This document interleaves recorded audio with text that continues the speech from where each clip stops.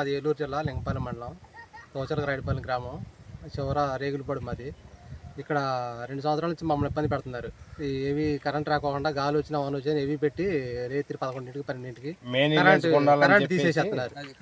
మొత్తం ఆఫ్ చేస్తే main village ఆగిపోద్దని చెప్పి మాకు కట్మెంట్ పెట్టి కొబ్బరి తోటలో నుంచి రావాలి. మాకు అవి ఏం పట్టించుకోకుండా మా ఊరికి కరెంట్ రాకుండా ఆపేస్తున్నారు ఎప్పటికప్పుడు.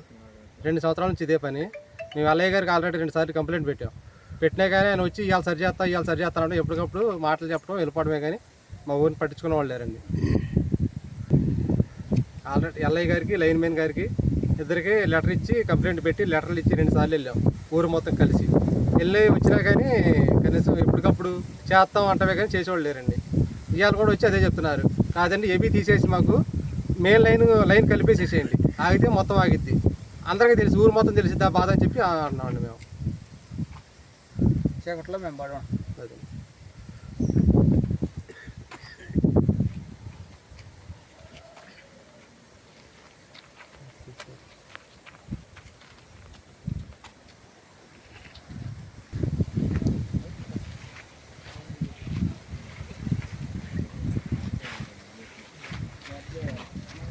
మూలదా వచ్చింది. ఆ మూలదా